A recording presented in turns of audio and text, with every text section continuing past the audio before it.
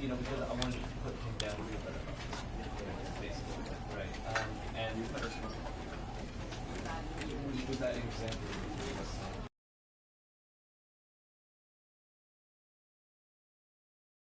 This is the story of a man named Stanley. Stanley worked for a company in a big building where he was employee number 427. Employee number 427's job was simple.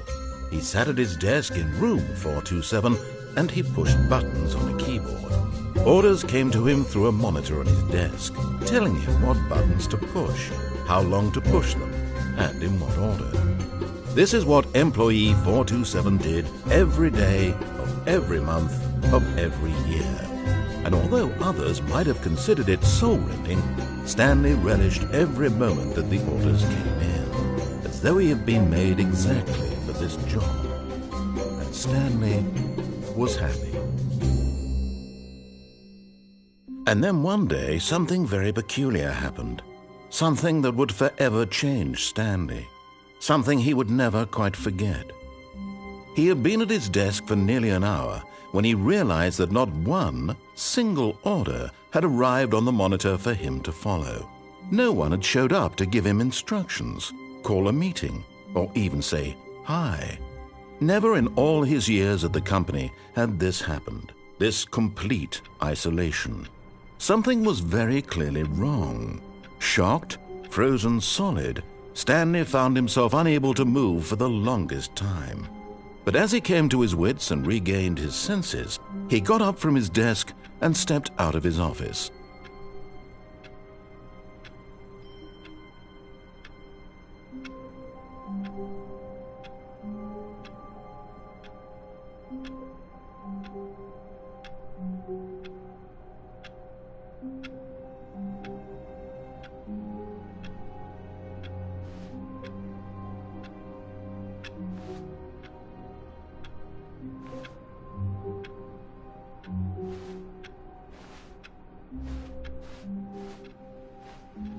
All of his co-workers were gone. What could it mean? Stanley decided to go to the meeting room. Perhaps he had simply missed a memo.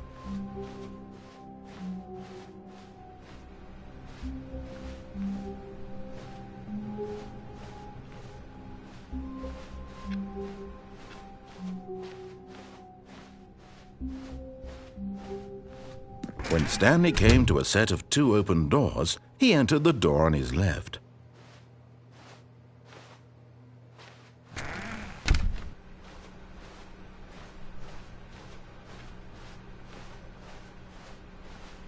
Yet there was not a single person here either.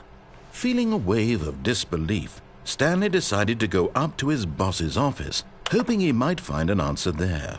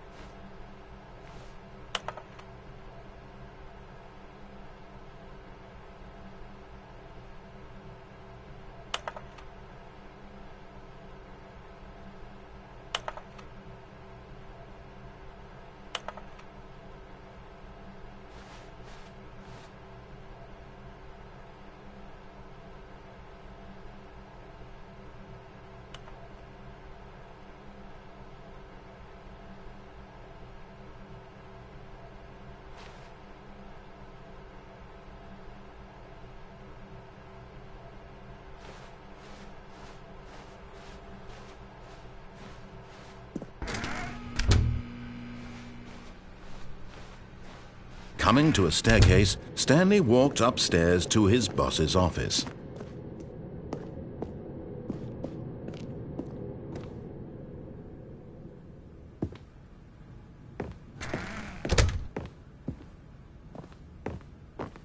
Stepping into his manager's office, Stanley was once again stunned to discover not an indication of any human life.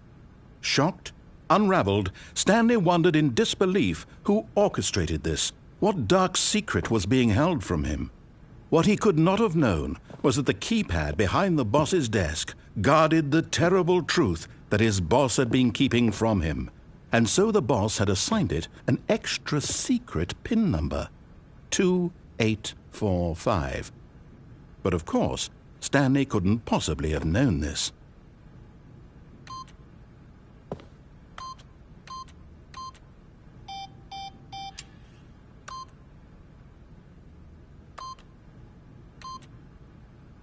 Stanley just sat around, yet incredibly, by simply pushing random buttons on the keypad, Stanley happened to input the correct code by sheer luck. Amazing. He stepped into the newly opened passageway.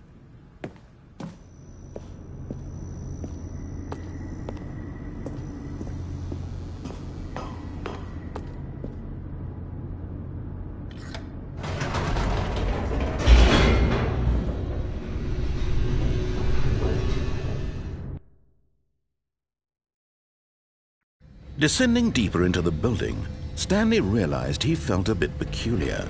It was a stirring of emotion in his chest, as though he felt more free to think for himself, to question the nature of his job. Why did he feel this now, when for years it had never occurred to him? This question would not go unanswered for long. Stanley walked straight ahead through the large door that read Mind Control Facility.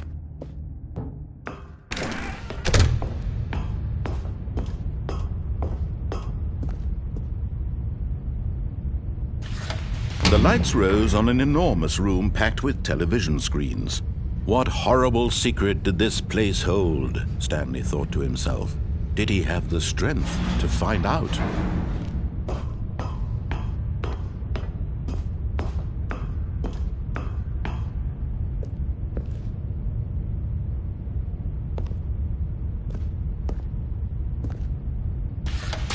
Now the monitors jumped to life, their true nature revealed.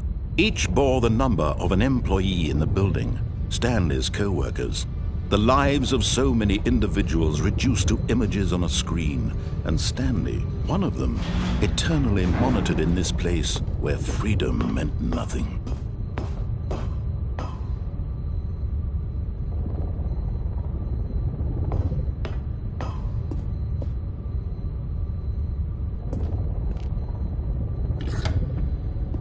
This mind control facility, it was too horrible to believe. It couldn't be true.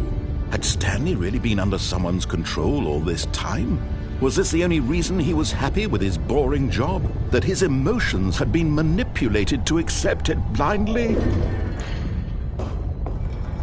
No, he refused to believe it. He couldn't accept it. His own life in someone else's control? Never! It was unthinkable. Wasn't it? Was it even possible? Had he truly spent his entire life utterly blind to the world? But here was the proof, the heart of the operation. Controls labeled with emotions, happy or sad or content. Walking, eating, working, all of it monitored and commanded from this very place. And as the cold reality of his past began to sink in, Stanley decided that this machinery would never again exert its terrible power over another human life. For he would dismantle the controls once and for all.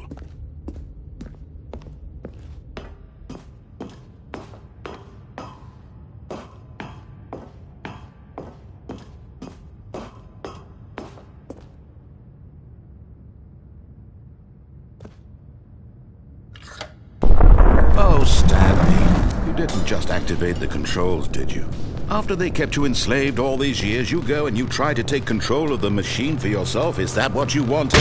Control? Oh, Stanley, I applaud your effort, I really do. But you need to understand, there's only so much that machine can do. You were supposed to let it go, turn the controls off, and leave. If you want to throw my story off track, you're going to have to do much better than that.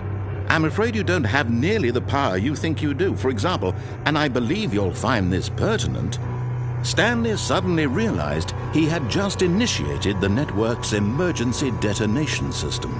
In the event that this machine is activated without proper DNA identification, nuclear detonators are set to explode, eliminating the entire complex. How long until detonation then? Let's say, 2 minutes. Ah, now this is making things a little more fun, isn't it, Stanley? It's your time to shine. You are the star. It's your story now. Shape it to your heart's desires. Oh, this is much better than what I had in mind. What a shame we have so little time left to enjoy it. Mere moments until the bomb goes off. But what precious moments each one of them is. More time to talk about you, about me, where we're going, what all this means. I barely know where to start. What's that? You'd like to know where your co-workers are? A moment of solace before you're obliterated? All right, I'm in a good mood. You're going to die anyway. I'll tell you exactly what happened to them.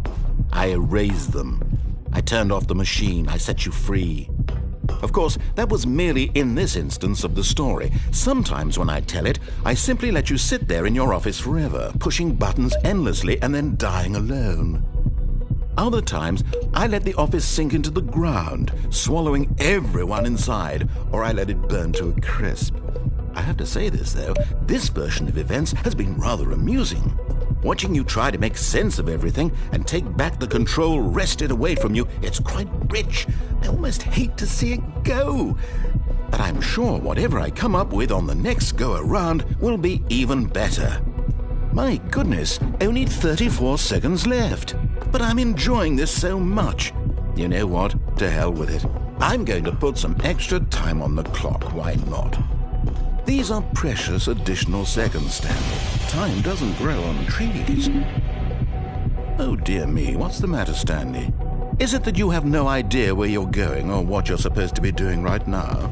Or did you just assume when you saw that timer that something in this room was capable of turning it off? I mean, look at you.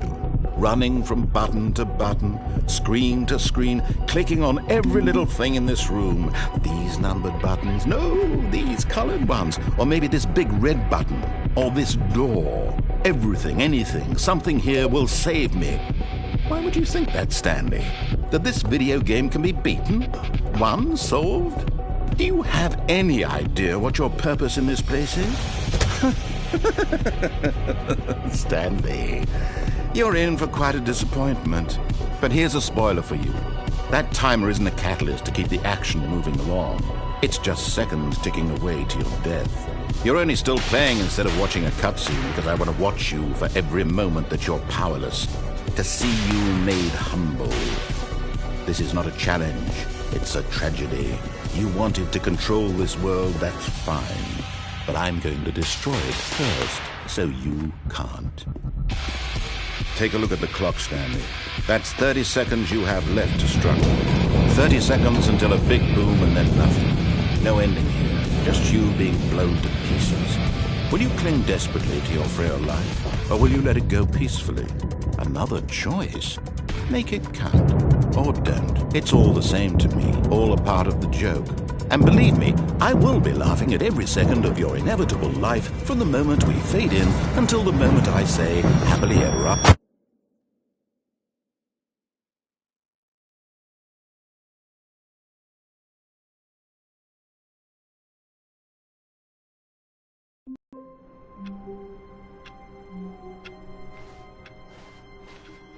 All of his co-workers were gone. What could it mean? Stanley decided to go to the meeting room. Perhaps he had simply missed a memo.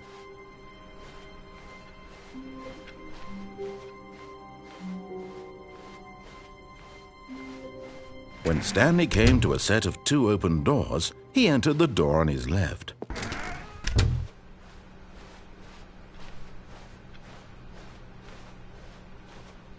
Yet there was not a single person here either.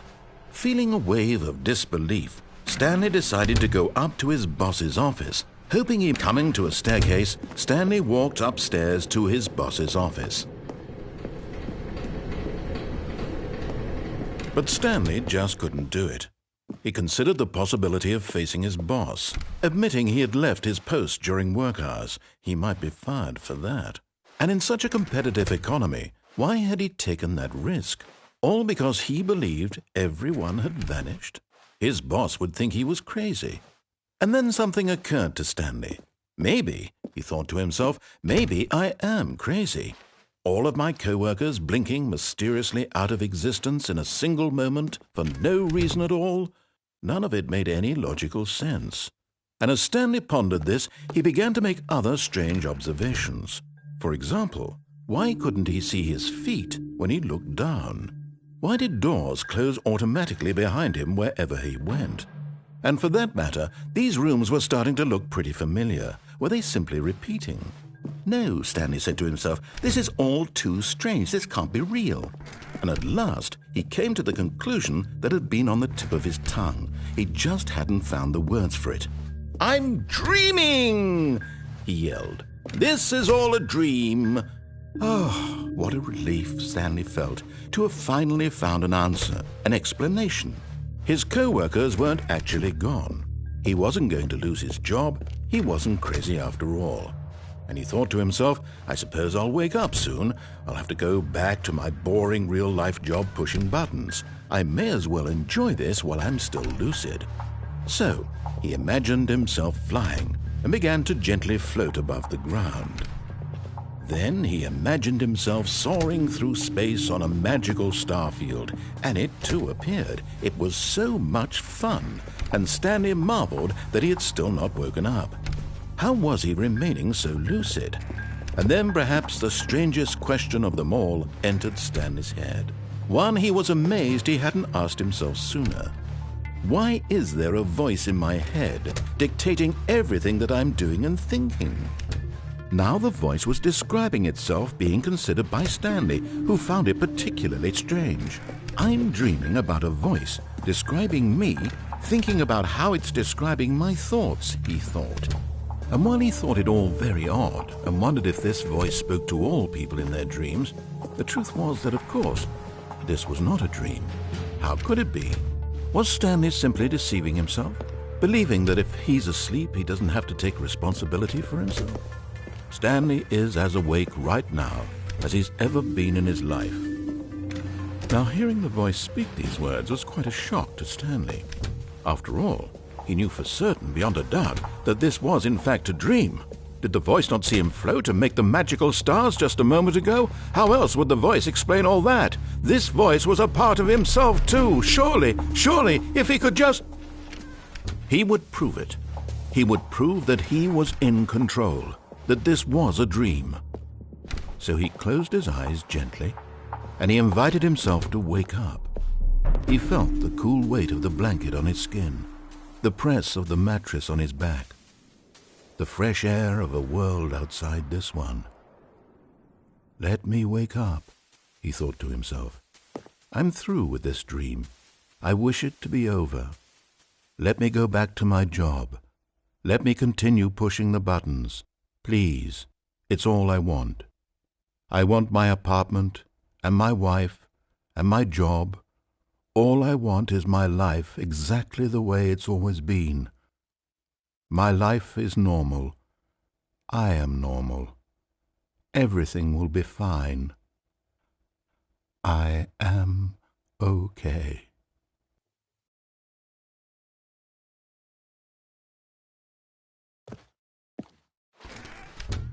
Stanley began screaming. Please, someone, wake me up. My name is Stanley. I have a boss. I have an office. I am real. Please, just someone tell me I am real. I must be real. I must be. Can anyone hear my voice? Who am I? Who am I? And everything went black.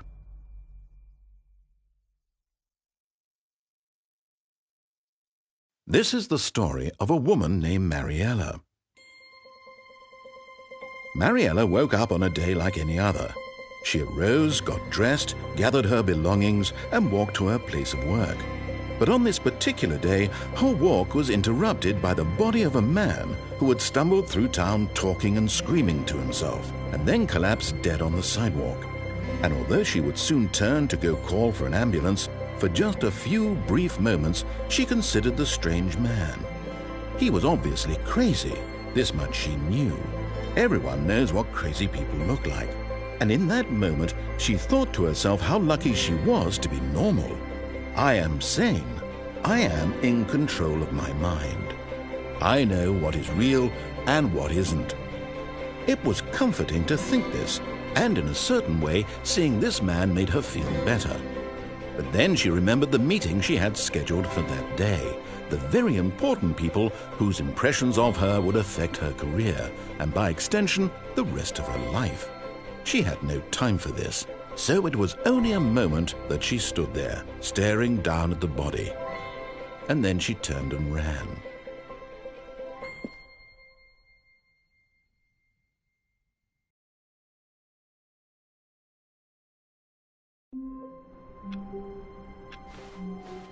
All of his co-workers were gone. What could it mean? Stanley decided to go to the meeting room. Perhaps he had simply missed a memo.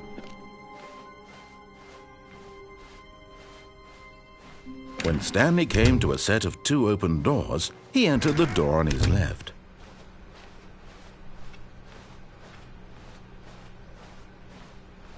Yet there was not a single person here either. Feeling a wave of disbelief, Stanley decided to go up to his boss's office. Coming to a staircase, Stanley walked upstairs to his boss's office.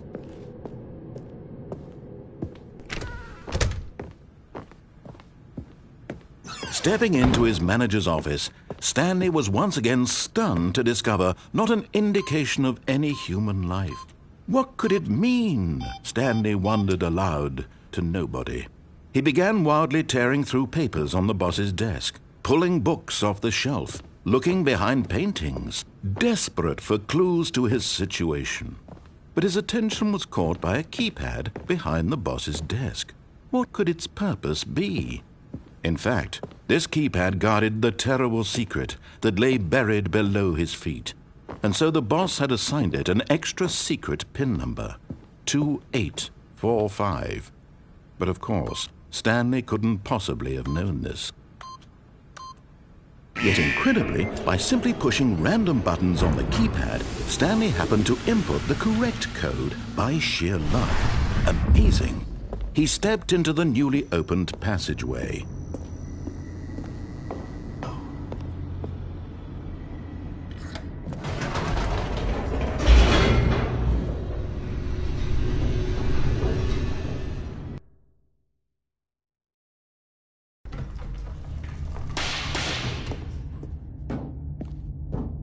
Stanley walked straight ahead through the large door that read Mind Control Facility.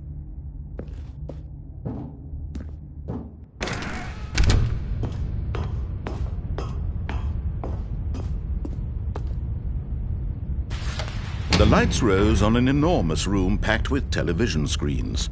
What horrible secret did this place hold? Stanley thought to himself. Did he have the strength to find out?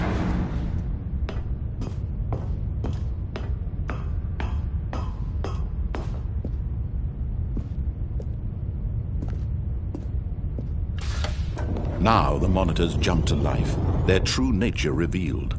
Each bore the number of an employee in the building, Stanley's co-workers. The lives of so many individuals reduced to images on a screen, and Stanley, one of them, eternally monitored in this place where freedom meant nothing.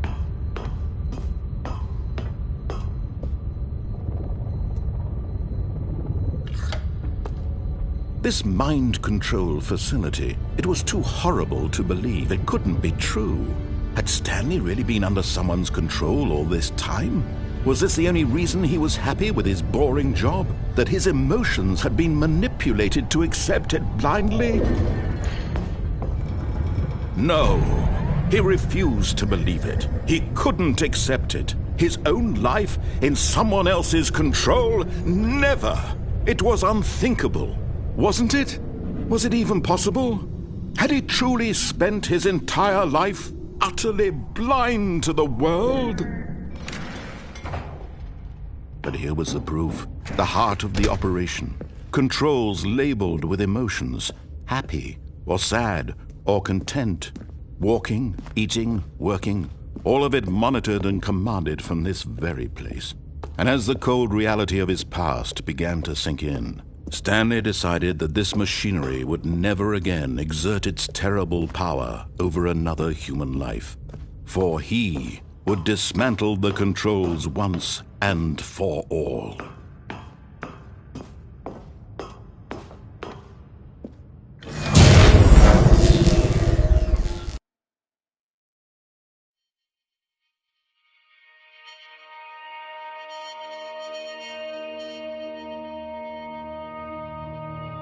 Blackness and a rising chill of uncertainty.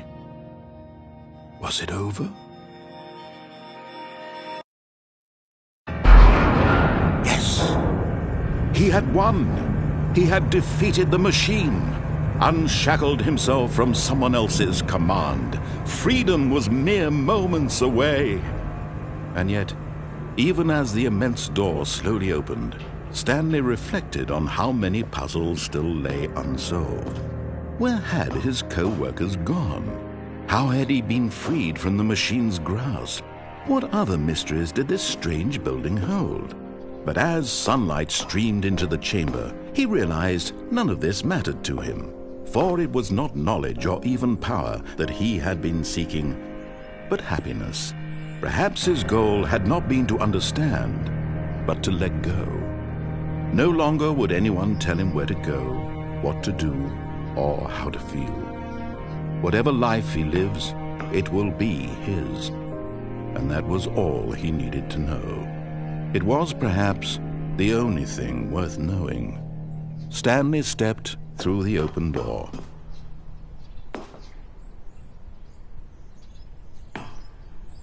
Stanley felt the cool breeze upon his skin, the feeling of liberation, the immense possibility of the new path before him. This was exactly the way, right now, that things were meant to happen. And Stanley was happy.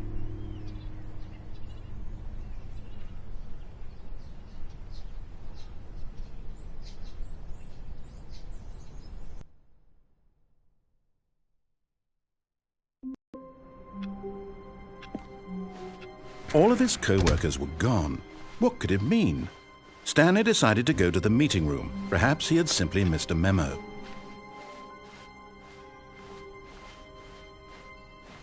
When Stanley came to a set of 2 open doors, this was not the correct way to the meeting room, and Stanley knew it perfectly well. Perhaps he wanted to stop by the employee lounge first, just to admire it. Ah, yes, truly a room worth admiring. It had really been worth the detour after all, just to spend a few moments here in this immaculate, beautifully constructed room. Stanley simply stood here, drinking it all in. But eager to get back to business, Stanley took the first open door on his left.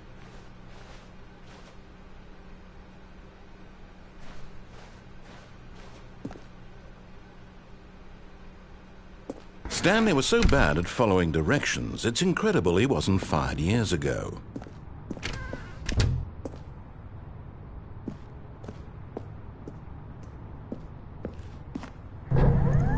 Look, Stanley, I think perhaps we've gotten off on the wrong foot here. I'm not your enemy, really, I'm not. I realize that investing your trust in someone else can be difficult, but the fact is that the story has been about nothing but you all this time. There's someone you've been neglecting, Stanley. Someone you've forgotten about. Please, stop trying to make every decision by yourself. Now, I'm not asking for me, I'm asking for her. This is it, Stanley. Your chance to redeem yourself, to put your work aside, to let her back into your life. She's been waiting. That's her, Stanley. You need to be the one to do this, to reach out to her. If you can truly place your faith in another, then pick up the phone.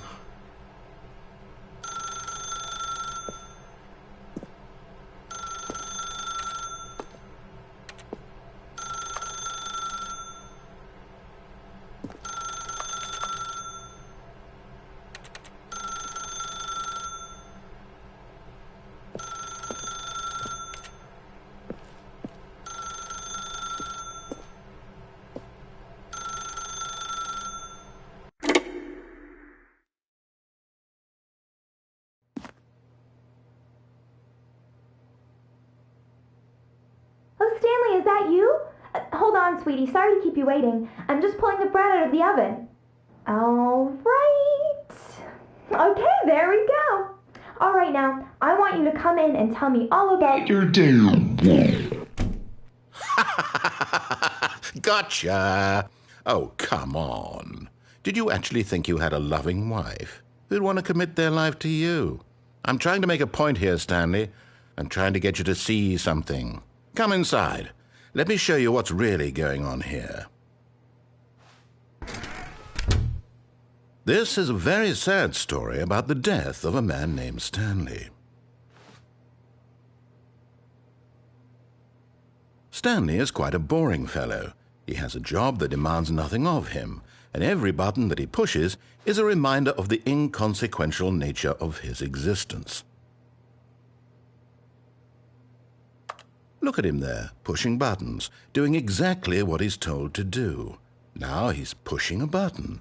Now he's eating lunch. Now he's going home. Now he's coming back to work. One might even feel sorry for him, except that he's chosen this life.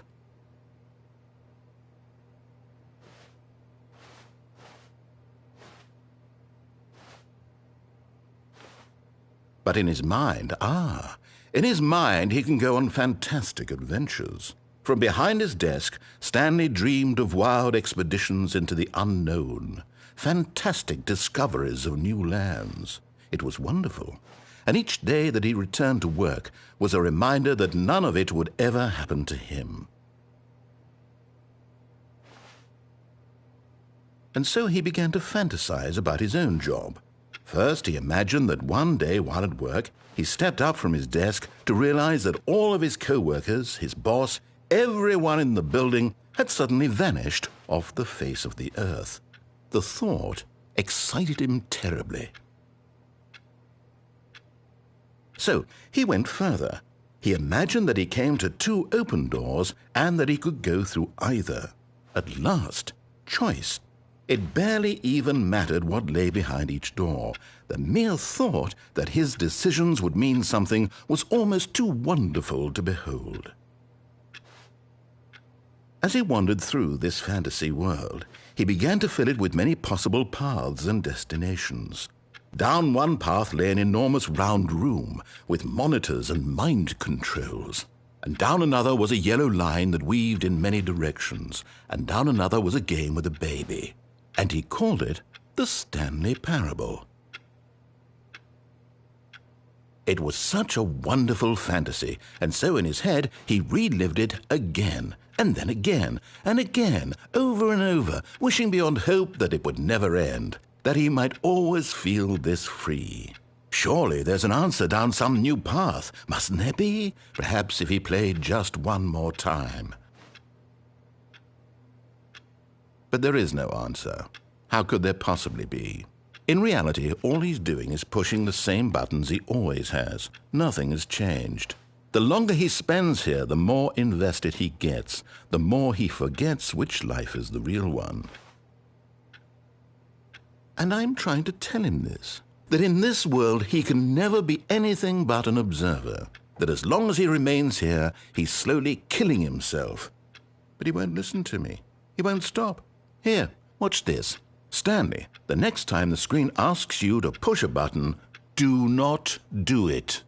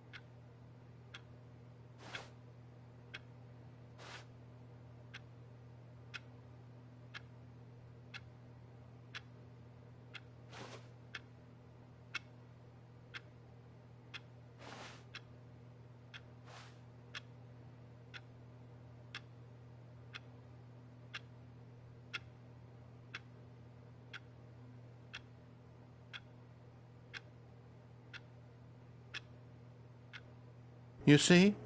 Can he just not hear me? How can I tell him in a way that he'll understand that every second he remains here, he's electing to kill himself?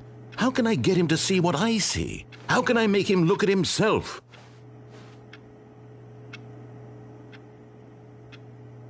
I suppose I can't, not in the way I want him to. But I don't make the rules. I simply play to my intended purpose, the same as Stanley. We're not so different, I suppose. I'll try once more to convey all this to him. I'm compelled to. I must. Perhaps, well, maybe this time he'll see. Maybe this time. And I tried again, and Stanley pushed a button. And I tried again, and Stanley pushed a button. And I tried